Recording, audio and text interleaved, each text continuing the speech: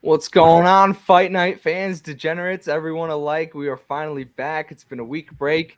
We've had 2 week-long breaks so far in the past month, so it's a little change of course here from what we're used to. We went from like 3 months straight of having no weeks off. Now we have 2 weeks off in a 3 week span, but we're back. We're back to talk about UFC Vegas 62. We're here to talk about UFC Vegas 61, where it was another green night. It was green for myself. It was green for Dan. It was green for Kevin. More importantly, it was green for the King's Purse slate, boys. How we doing? Doing well, Matt. Doing well. So happy to be here, man. Just missed you guys so much.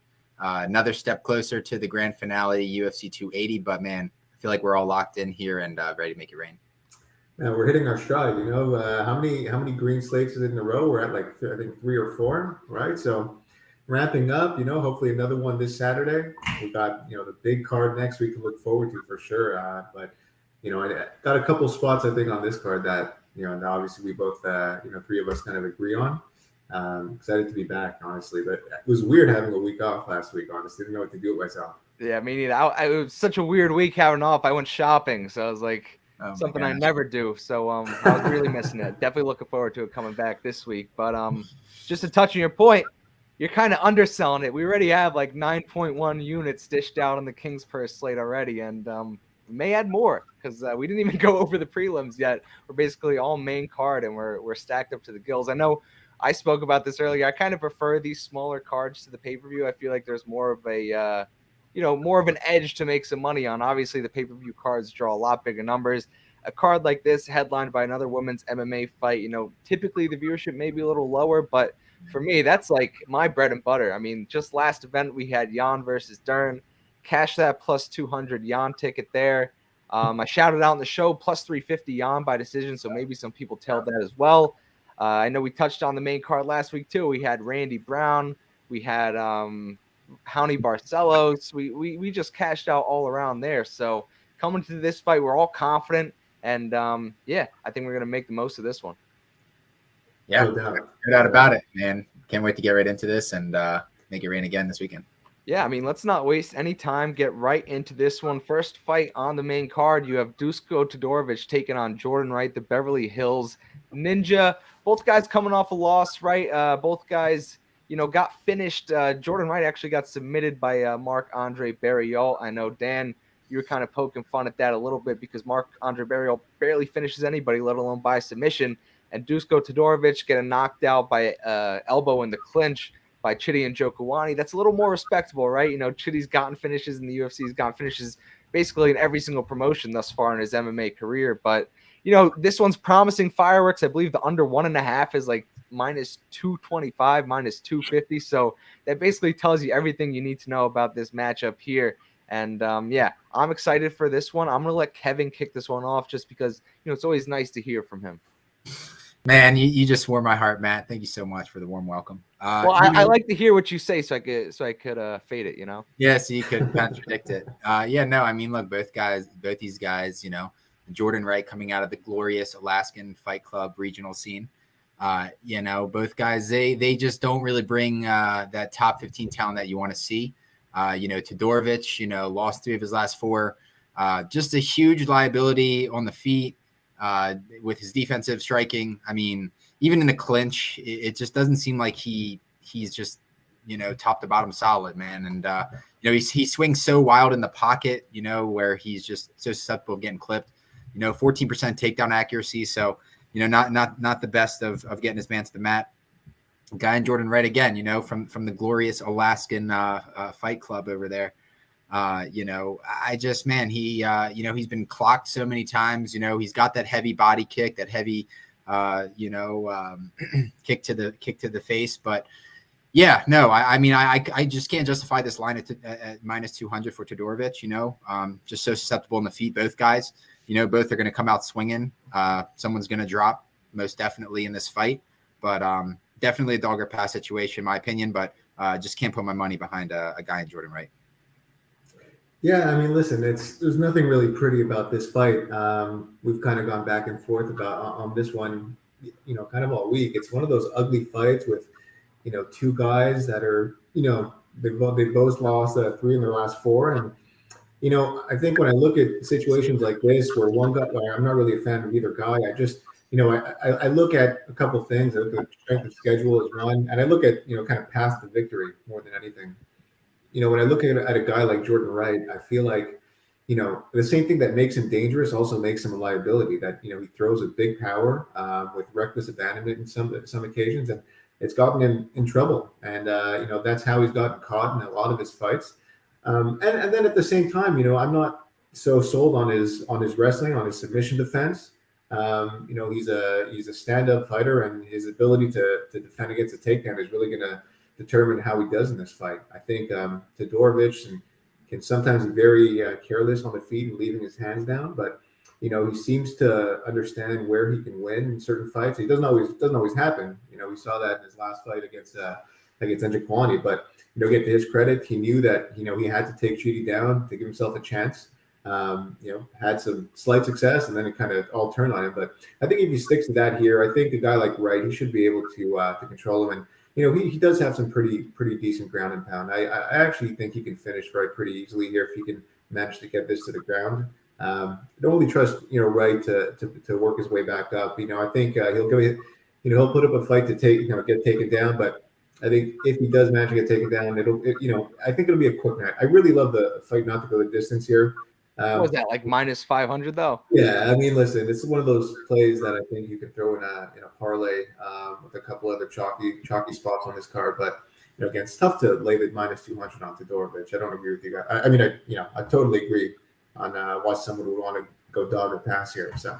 Yeah, I mean, I understand your point too. And before I get into it, I want to call the bullpen real quick. We do have a special guest this week. Gordo gambles, highly respected in the MMA betting space. So love to get his opinion on this, and let's bring him on here and give him a warm fight night. Welcome, Gordo. How you doing, buddy?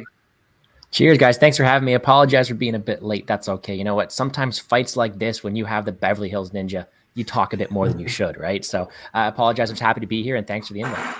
Of course, man. Of course. Although you do have the Crosby jersey in the back, so I think that says enough. This interview's over. We could go back.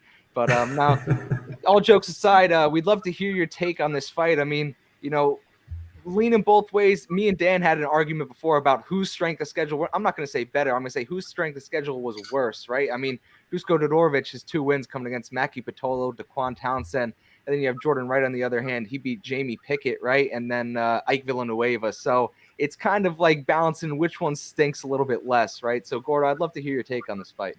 Well, I don't think you can really include strength and strength of schedule for both these guys, but I do think that Dusko may have the edge there. But if we take a step back and look at this from a broader perspective, you got to look at where these guys have been. These guys are both absolute can crushers, and although they are crushing those cans, they're disposing of those opponents like they should have. Those opponents, for me, I look at them, those are the guys in front of them, right? But you look at Jordan Wright, 16 fights, every single fight ending under 1.5 rounds. No fights going past the 6-minute mark. The guy is a killer to be killed fighter. And I think that although he may have some defensive liabilities, there's no question about it, he's a decent offensive skill set. I think he's got pretty good technical ability kickboxing wise. And although all these assets in the feet, the clinch game is not bad, when it goes to the ground, all that's out the window.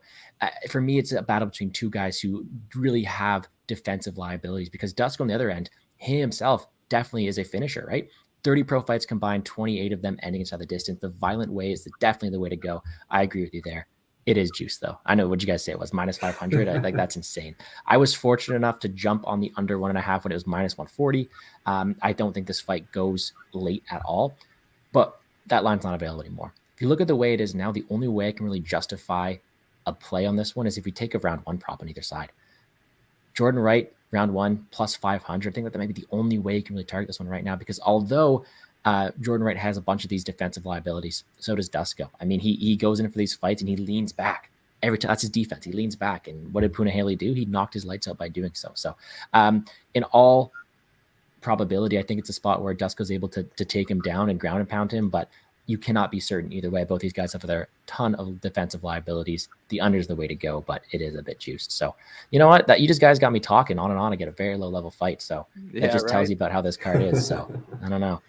Especially the fact that this fight made the main card, but I guess it just goes, entertainment. Both guys are finishers, right? So it's just entertainment value, as you said. But the way I look at this fight, it's a certain spot for me that I really like. It's when you have a considerable favorite coming off, a loss, right? A pretty bad loss. And Dusko Todorovic right now, minus 200, minus 210 on some books. And you have the public rushing to bet him, right? Even though he's looked lackluster in his UFC career. His last fight, he did get knocked out against Chidi Njokuanu, who has shown that he's a good finisher, but he's not a world beater by any means. And Jordan Wright, I made this point to you, Dan, earlier about how, he seems like, for the most part, take away the Joaquin Buckley fight, he's basically winning fights for the most part until he isn't anymore. And even against Blindado, Bruno Silva, he was having early success there.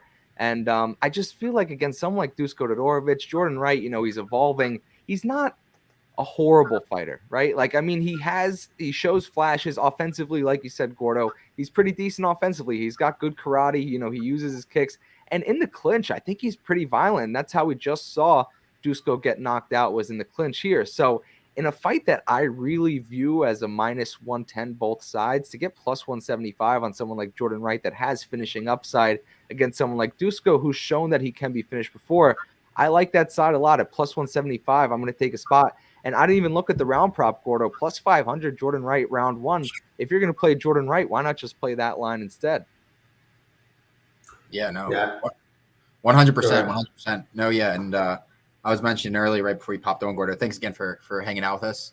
Love your content. Don't love the Crosby as well. I'm a Capitals fan over here. So. Oh, no. But we can find some tough love at the end of this. So. But yeah, no, both guys, this is just a dog or pass situation. Like you said, Matt, Wright has that karate style. And it just seems like with that natural karate style, there is deficiencies in the defensive striking, right? I mean, you don't really have your hands up, right? Blocking those punches. And, I can't figure out why Todorovic is at 2-1 here. It's just, massive for a guy that, again, hasn't been successful his last few times out. So we'll see. But definitely a big no play here for me. Yeah. I like that under though, minus 140. I was just kind of checking it out while you were talking. It's minus 225 now. Like when did you get that? It must have been middle last week. Yeah, I tweeted it out last week, Wednesday, a week from today, October 5th. Yeah, nice move. Yeah, that's a way to get ahead of that line. That's a great bet. I wish I got that at minus 140 myself. But, I did make a mistake here. I actually started off on the wrong fight.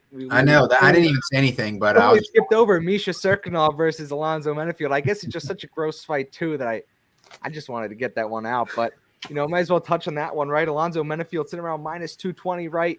Coming back on Sirkanov plus 180. Sirkanov just got finished by Wellington Turman. Wellington Turman, he is great on the ground. He caught him in that armbar. Sirkanov tapped to that. And Alonzo Menifield coming off biggest win of his career, Askar Mazarov, right? One of the best fighters to ever grace the octagon. So definitely an interesting matchup here. I'm just going to go real quick on this one. I don't lean at either side on this one. It's tough to bet on Misha Sirkanov, especially after seeing him mouth breathing 30 seconds into the second round of his last fight, right? The cardio's not all there.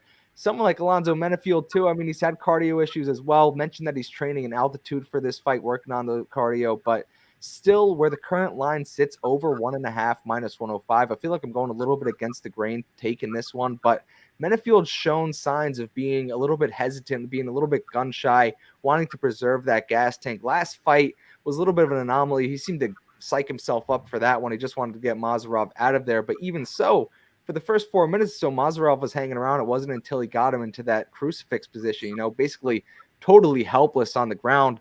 Misha Sirkanov knows his way, around those exchanges and grappling. So I don't see him falling victim to the same sort of crucifix position.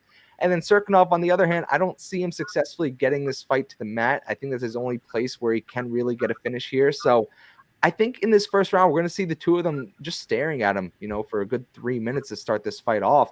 And at minus 105, I got to take the over there. I think either the last card or two cards ago was that Latifi-Olenek fight, right? A lot of people are on the under there. We were on the over 1.5 in that fight. That one cashed with these, went the distance. And, I just really like that spot here for the over. It's going to be a sweaty one, I have to imagine, for like 3 or 4 minutes. But I really see a staring contest going on in this one early on. Gordo, I mean, he's talking about your boy from Toronto. I mean, what do you got to say?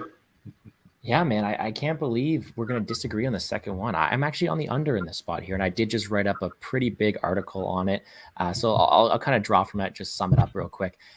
For me, it's a spot where you have the better grappler, a guy who's fought the better level of competition with his own deficiency in his own right in Misha Sirkanov.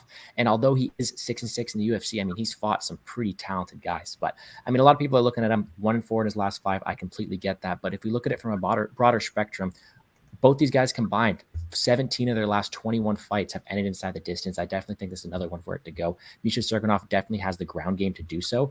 I mean, we looked at that William Knight fight. William Knight was able to take down and get mount on Alonzo Menifield, no questions asked. So that is definitely a path to victory for Misha Sirkanov. I definitely think that is there. Other side of things, though, Misha Sirkanov struggles against these big, bulky dudes, and that is the definition of what Alonzo Menifield is. Alonzo Menifield has a ton of power. If Misha Sirkanov isn't able to get those takedowns, not only will he be gassed, but he'll be susceptible to that power of Alonzo Menifield. Wherever Sirkanov is good on the ground, he lacks for in that chin. He has a very questionable chin. So I think that either way, one of these guys' lights get put out. I'm actually not on the under 1.5, though. I'm on the fight doesn't start round 3 at around -180. Either way, that line is still available, by the way. But I don't know.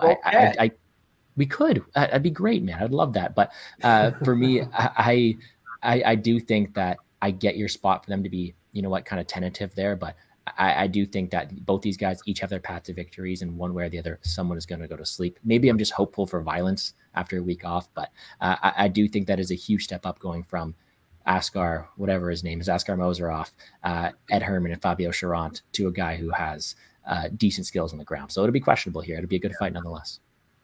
Yeah, I think I agree with you, Gordo, on the under, and the reason being is that a guy like Sirkanov, I kind of compare him to kind of like a poor man's Paul Craig, if that makes sense for you guys. If he's winning, it's going to be by finish. Otherwise, he's most likely going to get finished, and it's the way that he does it is by creating this kind of chaos where he forces you to kind of make a mistake in the transitions, kind of like how he caught Jimmy Crute with that Peruvian necktie. And I can absolutely see a scenario where he forces the clinch on Menifield, and these guys kind of just get thrown around for the first 30 seconds. I mean, Menifield throws wild when he tries to close the distance. It happened against Will Knight, and we've seen it since his Contender Series fights. He overextends and gets taken down. If that happens against a guy like Sirkanov, he's a very crafty grappler. Albeit, I think Menifield will be having a pretty significant strength advantage. And Sirkanov is moving up back to 205 for this fight, so I didn't like him at 185 at all. I think at 205, we'd probably be able to last a little bit longer. I think that's part of the reason why we saw him have the cardio issues. That cut was probably just ripping into him a little bit too much. But I think if that kind of chaos gets created in the early goings of the first round, I think this can go either way. You can either catch a submission, or he'll make a mistake, end up on his back, and then Menifield will just knock his lights out with his vicious ground and pound. I mean, the guy has power, and if he can land on top, he can control Sirkanov just out of sheer strength.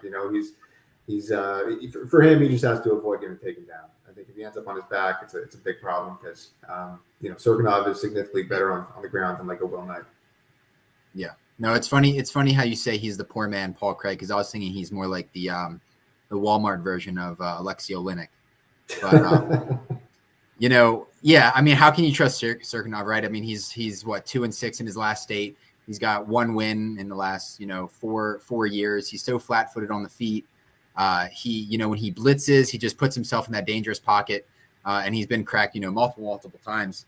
And then a guy in Menifield, man, I mean, there's no doubt that the man has strength, right? I mean, former college football player.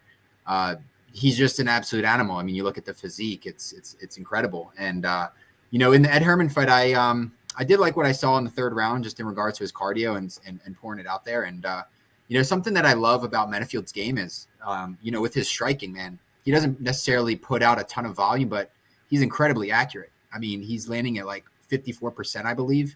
UFC average is like 41%. So he just makes it count. And for that reason, man, I in the first round, I expect Menifield to come out pretty timid, not guns blazing, ensuring that he's going to control that cardio. And I do like Menifield round 2, round 3. Menifield round 2, I believe, is plus 450, round 3, 10-1. I don't think that's a terrible look for a guy, with 8 knockouts and 12 wins. Of course, he trains with Ryan Spann, who has already knocked out Misha Sirkanov. And I think Menifield is going to find a moment, in the second or third round to put Sirkanov out. Sirkanov is just not at the point of his career to be UFC caliber. I think of hundreds of like Brazilians and fighters in Asia that would probably whoop Misha Sirkanov in an octagon, but aren't in the UFC. And I firmly expect Sirkanov to be cut after this weekend. So I love Menifield to knock Sirkanov out at some point or another in this fight. Yeah, I mean, there's a scenario where all four of us cash our bets, even though they should be like 3 different bets. So as long as that happens, I think we'll be in good shape. But enough time spent on this one. This third fight on the card could very well be a headliner, right? I mean, you have Askar Askarov fighting Brandon. I got to say the nickname. There it is. Best one in the UFC. Raw Dog Royval, right? And this is some matchup. Some look at it as like a fight before title eliminator. I know Pantoja is sitting right there. Truth be told, it's stealing a line from Dan there. He should be fighting for the title, Alexander Pantoja. But enough about that. On to this fight. I'm actually going to let Dan kick this off because I'm expecting this to be a grapple-heavy affair. And who better to take the reins on that than the jiu-jitsu man himself, Jiu-Jitsu Dan? Yeah, I appreciate the honors. This is definitely for me the best fight on the main card. Definitely the most competitive. I think highest stakes. Both guys are absolutely title contenders in this division. I probably the fight that I did the most homework on. And to be honest, looking at both guys and looking at their records, when I look at a guy like Askarov, it seems like what gives him problems are the shiftiest guys with the that don't stop moving. When I look at that fight with Brandon Moreno, he was able to take him down, but he wasn't able to really control him. Moreno consistently was giving his back up to stand up, and in Moreno's fashion, every time he would stand up and create space, he would crack Askarov over and over.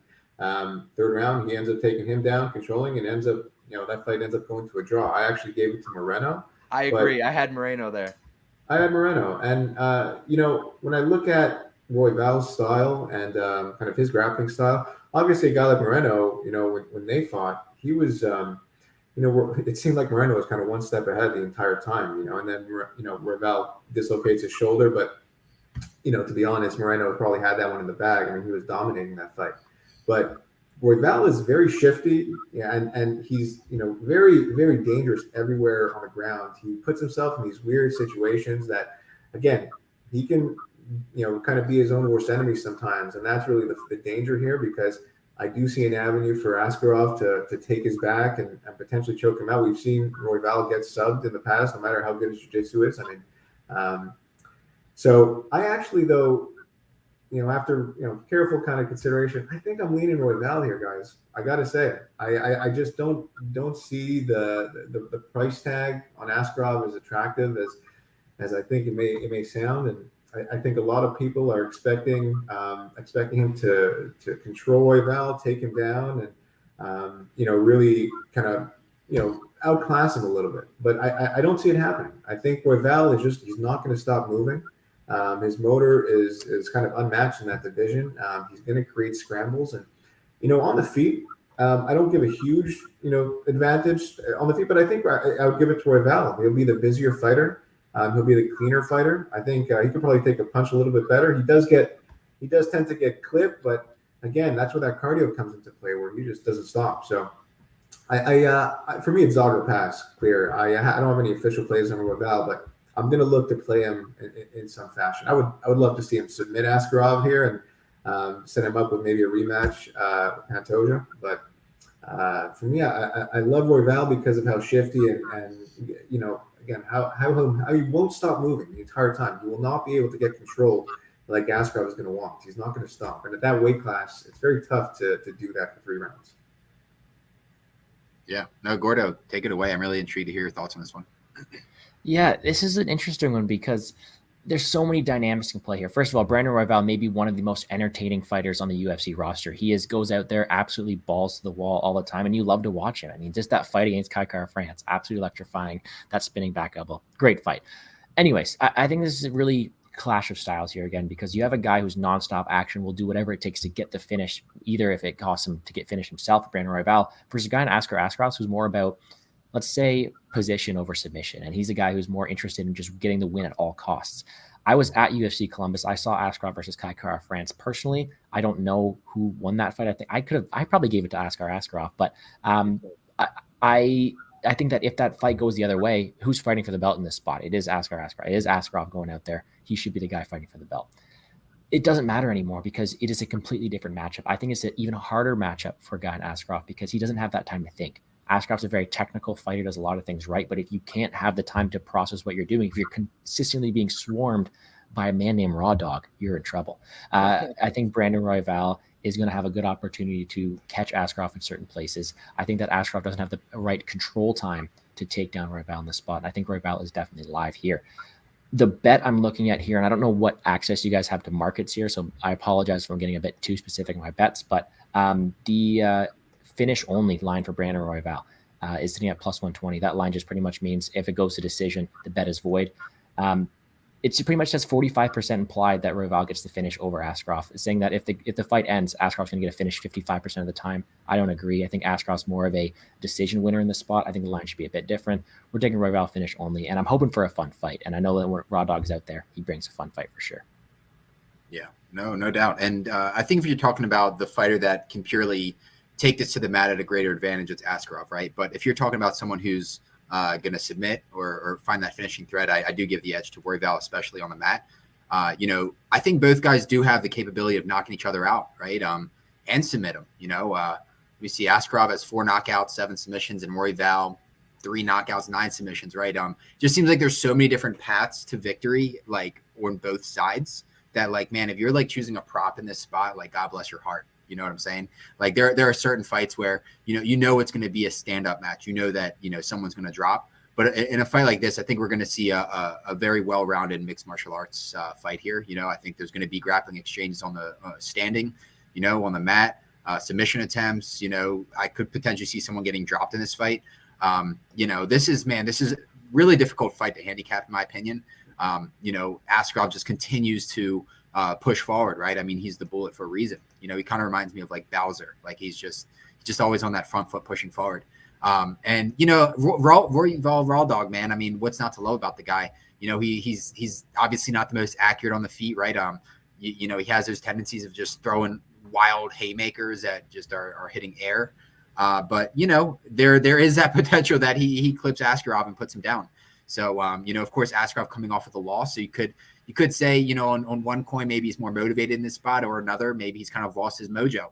And I think you're getting a really good line on a guy in Royval who has that finishing ability. So, I do lean Royval, but this is a fight that is a no bet for me, but, definitely rooting for Raw Dog, no doubt about it.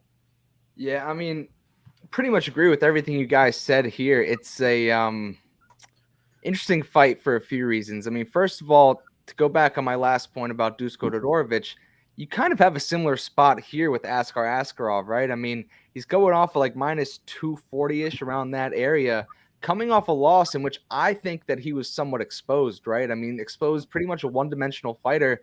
And the reason why he lost that fight is because he wasn't able to set up any of his takedowns, right? And Kai Kara France was able to wind up defending them and then getting the better of the exchanges on the feet.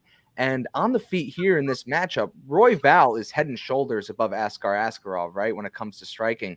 And on the ground, too, where Askarov is comfortable, Royval is going to keep you uncomfortable. I mean, just the way he Granby rolls. I mean, we see him Peterson all the time. I'm throwing out these grappling terms for you, Dan. Don't worry. Look at you, man. I noticed the Peterson. See, I wanted to make you proud with that one. The Peterson, I thought I'd get you there. But no, seriously, I mean, Royval is never complacent. He's never content. He's always throwing submissions up. But the one thing that scares me is Askar Askarov has fantastic submission defense, right? I mean, we saw it against Pantoja. We even saw it against Brandon Moreno a little bit there. And the Pantoja one, I mean, Pantoja, while he had his gas tank, he got the better of Askar Askarov, but he couldn't get the submission. He had his back for like the last minute plus of that first round. And if there's anyone in the flyweight division that you don't want on your back, it's Alexandre Pantoja. I mean, just ask Brandon Royval, right? I mean, he got submitted by Pantoja in the second round. But Royval, man, he just throws up so much shit. He can find his way on top, and I think that's where he needs to be. I don't think he could be complacent throwing up submissions off his back. I think he needs to try to find top position and work his way from there, because judging off that Brandon Moreno fight, right, judging off the Alexandre Pantoja fight, Askar Askarov really doesn't have many answers off his back. I mean, we saw him throw up like a triangle attempt or an armbar attempt or two, right, in those fights, but not a high success rate with those attacks. I think his bread and butter comes from defending submissions from top position and then basically just grinding you out for 15 minutes. I don't think you could do that against someone like Royval. I mean, Rogerio Bontorin did have some success in that realm, right? But then we talked about it. He tapped to Royval, in that third round. That was a tap. Absolutely. That was a tap, and that's I like that you bring up that fight, because Bontorin was trying to he was able to take down Royval multiple times, but he wasn't able to control him. Royval he just didn't stop moving, didn't stop squirming, and made his way up. And again, I see a scenario where Royval can do that, give up his back, and maybe Askarov chokes him out, but. I'm confident in Royval's sub defense. Again, he got subbed by Pantoja, but that's really the cream of the crop of the division. So really, no shame in that. I don't think that's an off in his jiu-jitsu at all. So I like that we're all on a similar wavelength there. It's a great fight for sure. Yeah, 100%. And the beauty of it all is that Royval could keep the pace for 15 minutes, right? I mean, he doesn't slow down. Askar Askarov, he fantastic cardio, but I mean, even in that Pantoja fight in the third round, he slowed down a little bit, and you don't have a second to breathe against Royval. I mean, I was rewatching that Pantoja fight before, and there's moments in the fight where they're on the ground and they're both catching their breath, right, allowing each other to get that rest. And I can't hone this in enough. You're not getting that opportunity against Royval. He's going to consistently move. He's going to either keep you on the defense, or he's going to be looking to create his own offense off his defense. I think he is by far the most creative fighter in the division when it comes to even his Bontorin fight. Bontorin came for the takedown while Royval was on his back. He tried the spinning elbow on the takedown attempt, and from there, I mean, like I mentioned, the scrambles that he attempts there as well. It's going to be a fun fight. I don't know if I could necessarily get behind Royval. I know everything I'm talking about points to Royval, but the line I'm really looking at is the under 2.5 at plus 110.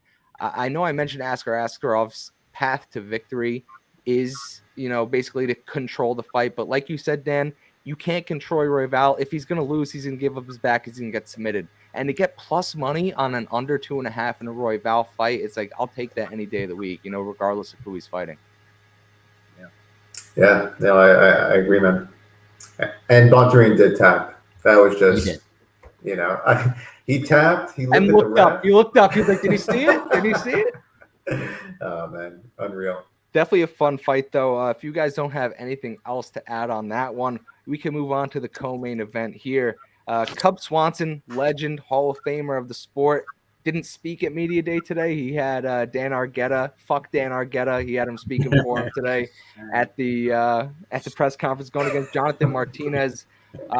Cub Swanson moving down a weight class for this fight at 38 years old. Not necessarily my favorite thing to look at here, but I do think he's the better fighter. I mean, obviously he's older. As I mentioned, he's moving down.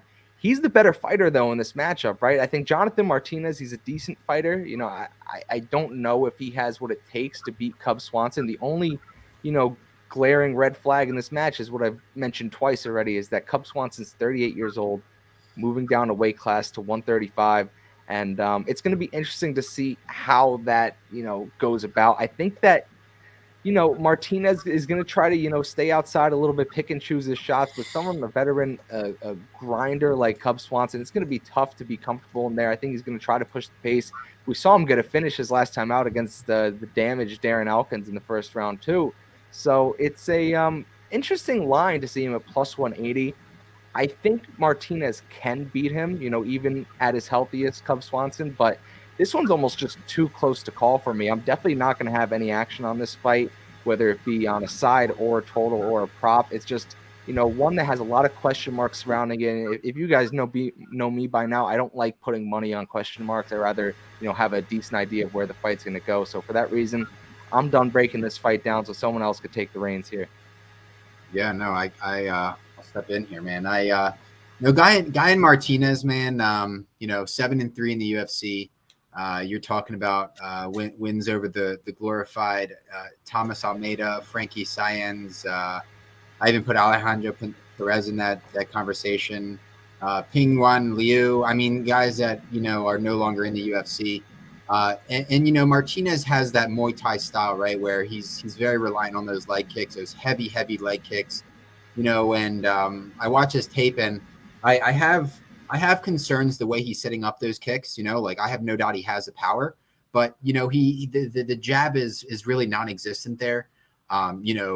Even versus Perez, late in that round, man. I mean, he got dropped. What I do like about Martinez though is he trains at Factory X over with Chris Gutierrez. So I think that he's getting some good training in, but. I struggle to lean the Martinez side. He doesn't really have much forward pressure. He's more of a counter striker. Again, winning 5 of the last 6 in UFC is big, but nowhere near the caliber of a guy in Cub Swanson, right? Who has wins over Do Bronx, Poirier, right? I mean, he's been in the octagon with likes of Jose Aldo, Chad Mendez, Frankie Edgar, Max Holloway, Shane Burgos. I mean, the list goes on, right? And like, at what point, with all these fights, with all this top tier talent, does that provide the fighter with some additional like aura that you can't get anywhere else, right? That experience is so invaluable. At 40 mixed martial arts fights at 38 years old is quite significant. But if you look at Cub Swanson over the last few years, right? I mean, his last fight in last December, right? I mean, he finished Darren Elkins first round, 2 minutes in, only absorbed 2 strikes.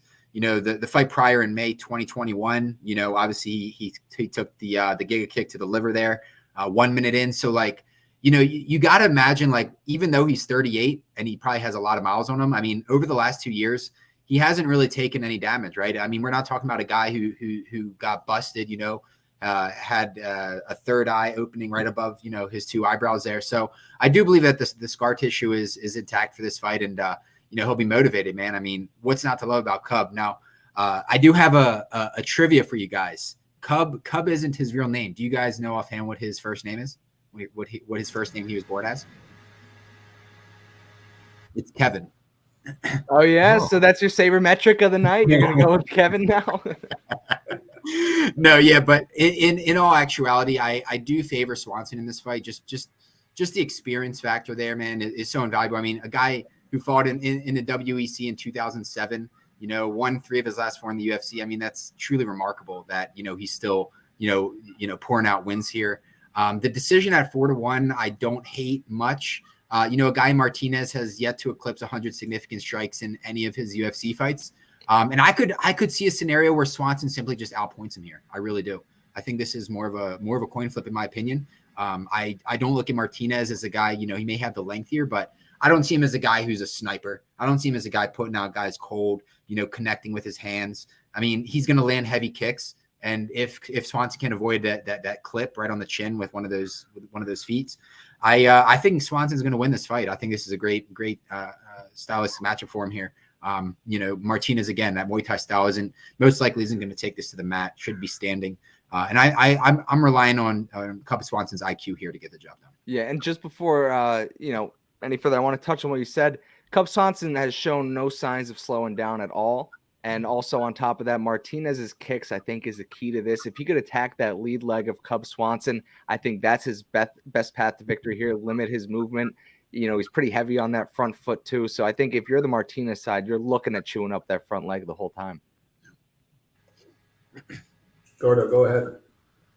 For sure. Yeah, this is a really interesting matchup. And when I was originally doing my research, I was completely planning to be on the Cub Swanson side. I mean, he's a legend of the sport. I think he's had good success against Southpaws. He had the ability to go in there. I think he has more finish potential. I do think that Martinez has a chin to be cracked. We've seen him be dropped multiple fights, finished by David Grant, and with the experience edge on Cub Swanson, I was really planning on betting him. But not only does Swanson cutting the weight and not talking at weigh-ins really kind of just mess with me a bit, Martinez has the ability to slow fights down and make people fight his fight. Martinez has a very good ability to keep people at range, pump out his kicks, and really just make it a slower fight than Cub Swanson would like it to be. And if we were going to play at Martinez kicking range, Martinez is going to win the fight at a pretty high clip. I do think Swanson has the ability to go in there and win that fight. He just has to fight a perfect game plan, which is closing the distance, stepping inside, and really trying to connect on his boxing combinations. Because at kicking range, it will be Jonathan Martinez. So I do think that the more finish upsides on the Swanson side. I do think that the better, let's say, the path to victory is there for Cub Swanson. However, my most likely outcome is probably be a Martinez decision. And for that reason, I cannot bet Cub Swanson. Yeah, to be honest, you kind of took the words out of my mouth. I'm honestly more interested in the fight to go the distance. I see it at -138, and I can't see a scenario where Cub can maybe land the bigger shots. I mean, he has power, so he can win those moments. If he can maybe, and again, we've seen Martinez get knocked down in the past.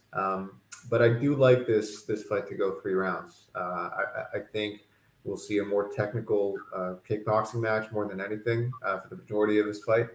I do think Martinez is going to be the more technical kickboxer. So Cub is going to have to get a little bit wild in there and turn this into a bit of a dogfight. I think for him to come out on top. I think the line is, right around maybe a little bit overvalued on the Martinez side, but you got to remember, I think if Martinez doesn't get knocked out by Davey Grant, he might be like -300 here. Combine that with Cub Swanson, dropping a weight class. Again, not talking at the media day today. I didn't like him, and we all know what happens when you cut weight. So at 38 years old, making a move like this, you kind of question. I mean, first off, why? Is he trying to make a title run here? But I don't know. I'm not buying it. I think Martinez is a great test for him. You look at Cub's last few wins. It's come against a punching bag in Darren Elkins, who's also a bit over the hill. A guy like Daniel Pineda, who again didn't have much to offer. He kind of fights sporadically and kind of up there in age as well. And Kron Gracie, who was a one-dimensional grappler, right? So Cub was able to defend that clinch and kind of stay at distance, and he was able to beat Kron. He hasn't really impressed me with any of those wins. And a guy like Martinez is a complete fighter, 10 years younger. He's dangerous. He's hungry. So I lean Martinez. I lean Martinez decision, but more interested in fight to go the distance. Yeah, and even in those 3 wins, man, I mean, the talent may not have been there, but I mean, you're talking about a first-round knockout, which, I mean, what more can you do there, right? And even in a guy in Pineda knocked him out as well. Guy in Kron Gracie, even though it went to decision, Cubs, landed at an extremely high-volumed clip there, right at his age. It's 140 significant strikes in 3 rounds. It's pretty impressive in my book, no matter who it is at that age. And again, I just I do have a slight concern with the weight cut here. Obviously that is in the back of your mind. But man, at plus 170, man, I just think that you're getting a really good number and a guy who's going to be super fresh here. Has the IQ, and you've got to imagine that this guy in Cub has done his homework on this man Martinez, right? Like he knows what's coming at him. He knows those leg kicks are there. And I could see a scenario where Cub is catching those kicks and maybe landing a few takedowns in a round or two. But a guy in Cub, man, 29 UFC/WEC fights, only been knocked out twice, right? One to a Giga liver kick, right? Which I think most guys are going down there, and a young Jose Aldo in 2007. But look, I think both guys are well. I think Swanson's incredibly durable. We've seen that time and time again. Martinez, I don't think I can say the same thing, but again, at 38, going on this weight cut, this and that, I fully expect this fight to go the distance. So I love the Swanson decision 4-1, but I just think he's just gonna outpoint him on the feet. He's gonna find a way to get through those kicks and get the job done. So let's rock and roll. I can't let that slide. I gotta give you a little bit of shit for saying that a 38-year-old cutting to 135 is going to be super fresh. So couldn't let that one slide. I didn't mean it from that aspect. I meant it from the aspect of he hasn't taken any damage in 2 to 3 plus years. I'm just busting your balls here. It's going to be a competitive fight. Cub Swanson's one of those guys. There's few fighters in the UFC, right, who I truly enjoy watching, right, and I just want to cheer for them to get wins. And Cub Swanson's one of them. And don't want to bet against him, right? I don't necessarily want to bet on him either. So it's partially goes into my reason why I'm going to stay off this fight, right? Just watch it for what it is. There's very few fights I enjoy watching as a fan. This will be one of them. So yeah, I hope Cub wins. If you guys are on Jonathan Martinez, I hope Martinez wins for the sake of your pockets. But yeah, it should be a fun fight. Interesting co-main, I think. But yeah, it should be fireworks for however long it lasts. And if you guys have nothing else to add on that one, move on to this main event here, the fight in which this card was built around, as John Anik would say, right? We got Alexa Grasso taking on Viviane Araujo. Grasso right now minus 210, I believe, or maybe it climbed up to minus 230, and Araujo coming back at plus 190. Gordo, you are our guest here for this special episode, so I'll let you do the honors of kicking off this main event here. What an honor to be breaking down the best main event we'll have in the next 3 weeks compared to next week. You know what? I can't be picky because last week we didn't have any fights and I wasn't able to watch anything. So you know what? This could definitely have the potential to be better than that. So I do like this fight. I do like the fact that we have it here. And does it main event worthy? No, but it does definitely change the dynamic of how we're going to play it because now we got 5 rounds. And as much as we've seen certain things from certain people, it all changes when you hit this 5-round threshold, right? Viviane Araujo has had cardio issues in 3-round fights. How does this happen in 5-round fights? It is going to be really interesting for us to see. Looking from a broader spectrum, I do think that Grasso is probably the better fighter in a lot of areas, better boxing. I think she's got better output, better volume, better technicality. And for me, it's pretty simple. You have a moment winner versus a minute winner. Grasso is going to win all the minutes in this fight. It's going to be up to those big bombs, those big moment winnings of Araujo to even come close. And in a 3-round fight, I think that's possible. In a 5-round one, I think it becomes less and less possible. I think the best way you can play this, other than a live entry on Grasso after round 1, because I do think that's a good way to play it in case you wanted to just see how that cardio of Araujo is take Grasso 4-5 decision. I think that she is most likely to go out there and impose her will, win her fight her fight. And that includes a lot of volume, a lot of output, an output that I don't think Araujo can keep up with. So the pick's going to be Grasso by finish, but due to that cardio concern, Grasso by decision, but due to that cardio concern of Araujo, I wouldn't necessarily put it past her to get a finish in rounds 4 or 5. He's got the glasses. Oh. So if you're not familiar, these glasses right here, they're called the money shades, right? And they come on when I'm very confident. And when we're all confident, Alexa Grasso dominates this fight. Ooh. Absolutely dominates start to finish. I mean, you mentioned it for the most part. Araujo has cardio issues, right? And before I get into this, I want to say real quick, as soon as I looked at this fight, I texted Dan and Kev and I said, I think the value is on Araujo here at this plus money, right? The moment I looked into the film, I was like, I'm so wrong. I was like, Grasso at minus 210 is a layup right there. I feel like everywhere this fight goes, she's better. Araujo, she may have the striking advantage, right? I mean, my bad. The finishing advantage, with power, but Grasso is a much better boxer. She's a much better striker. She's going to put herself in much better positions on the feet. The hole in Grasso's game, you could argue it's been her takedown defense, but look at who it's coming against, right? I mean, she got submitted by Tatiana Suarez, who you could argue would be the champion right now if all things went her way. And Araujo, you're coming off a big win against Andrea Lee, I believe it was, in which she got dropped in like the first 20 seconds. So you're going to go against a better striker in Grasso here, who's also, I think, far stronger when it hits the mats. I don't see Araujo being able to hold her down for more than 10 seconds at a clip. I think Grasso is able to dominate this, from start to finish for the most part. And I think a finish is pretty live. I'm happy you said 4-5 decision because I texted these boys the other day. I said, I might play a little Grasso round 4. I think it was like plus 1,800. And then round 5, I think it was like plus 22 or 2,400. And I think that she could get a finish here. I think Araujo can, get hurt on the feet. I think Grasso could even bring this to the mat herself and dominate there and do some damage. So, at minus 210, I'm looking at a fighter who I think wins this fight, 80% of the time, right? I have all the value in the world there.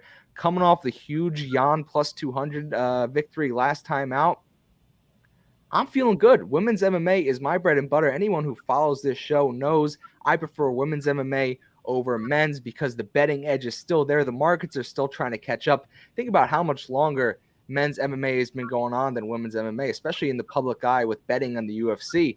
The talent, first of all, it hasn't caught up yet, and the betting markets haven't caught up yet. So that's why we're able to consistently find so many big edges in these fights.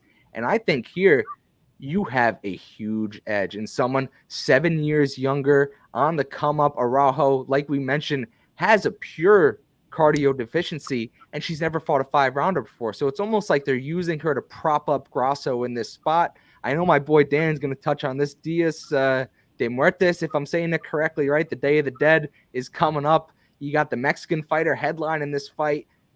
Man, I'm all for it. They just announced the Brandon Moreno, championship fight as well. So they got the Mexican push going on. I love Grasso here. I'm done going on about it. You saw the money shades. You know who I'm on. My boy Gordo threw on the double money shades. So we love the money better shades than we are right now. Man, I love it, man. Yeah, no, I love it too. I really do.